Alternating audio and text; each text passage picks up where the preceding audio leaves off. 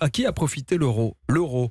20 ans que nous vivons avec cette monnaie européenne et une étude allemande bat en brèche toutes les idées reçues. Écoutez bien. Oui, pour les 20 ans de l'euro, c'est un institut allemand, le CEP, qui, avec des algorithmes et des formules savantes, a eu l'idée d'imaginer où en serait chaque pays européen si chacun était resté avec sa monnaie. Eh bien, les résultats sont surprenants. Alors, bien sûr, il y a des gagnants et il y a des perdants. Et on réalise avec cette étude que le pays qui a le plus gagné, qui a le plus profité de l'euro, c'est l'Allemagne. Ah ouais. Pourquoi ? Voilà. Eh bien, parce qu'avec l'euro, on a tous la même monnaie maintenant. Et donc, les Allemands ont pu exporter massivement, sans contrainte, et faire ainsi triompher leur industrie qui était déjà très compétitive. Alors c'est très intéressant parce que beaucoup en Allemagne sont persuadés du contraire. Beaucoup d'Allemands sont persuadés qu'ils sont les perdants de l'Europe, qu'ils payent à fond perdu pour les pays du Sud. C'est faux.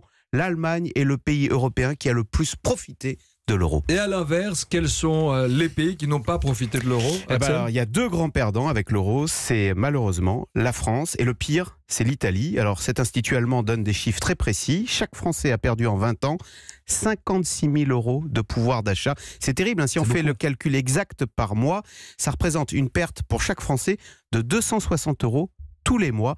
Voilà ce que nous aurait coûté l'euro. Pourquoi ? Parce qu'autrefois, on dévaluait. Quand on n'arrivait plus à vendre nos produits à l'export, que faisait-on ? On dévaluait le franc de 10%.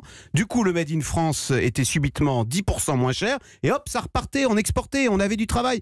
Bien sûr, ça n'est plus possible depuis qu'on a l'euro. Ah mais si je vous entends bien ce matin, ça donne raison à tous ceux qui disent qu'il faut que nous sortions de l'euro, cette étude. Non, en fait, cette étude, elle montre surtout la faiblesse de notre industrie. Parce que vous savez, dévaluer sa monnaie, ça n'est absolument pas une solution. À la fin, votre monnaie ne vaut plus rien et c'est la faillite collective. C'est un peu comme un mauvais élève à l'école qui, pour avoir des bonnes notes, déciderait de redoubler, vous voyez, de repasser dans la classe du dessous.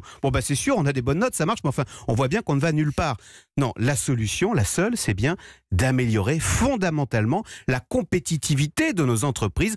En fait, cette étude, ça n'est pas une critique de l'euro, elle est simplement révélatrice de la faiblesse de notre industrie. À nous d'être meilleurs, c'est ce que vous nous dites ce matin. Axel de Tarlet, l'analyse qui nous donne l'impression d'être plus intelligent, c'est le Zoom Éco quotidiennement sur Europe 1.